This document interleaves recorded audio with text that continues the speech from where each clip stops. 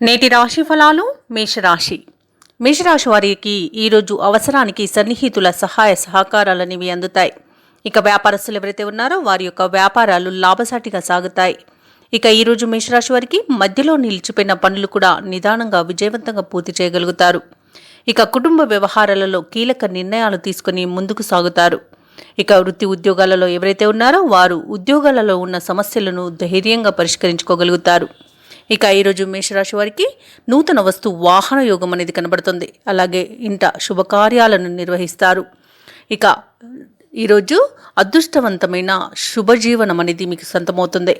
వివాహ ప్రయత్నాలు ఎవరైతే చేస్తున్నారో వారికి వివాహం నిశ్చయమయ్యే శుభతరుణంగా చెప్పవచ్చు. ఇక ఈరోజు శుభవార్తలను వింటారు.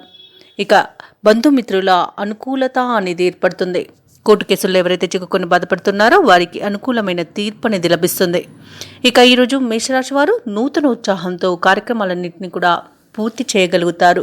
మేషరాశి వారు ఈరోజు ఏవైతే ఆలోచనలు చేస్తున్నారో వాటిని వెంటనే అమలు చేయగలుగుతారు. కొన్ని విషయాలలో క్రియాశీలక పాత్రను పోషిస్తారు.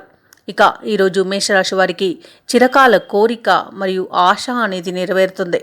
సన్నిహితులతో ఏవైతే విభేదాలు నెలకొని ఉన్నాయో అవి ఈరోజు పరిష్కారం అవుతాయి. మేషరాశి వారు ఆలయాలను సందర్శిస్తారు. దేవాలయాలను సందర్శించినప్పుడు మీరు ముఖ్యంగా గుర్తుంచుకోవాల్సింది మీ ఇష్టదైవం యొక్క ఆరాధన అనేది మీకు మంచి చేస్తుంది. కాబట్టి తప్పకుండా ఆ దిశగా ప్రయత్నించండి.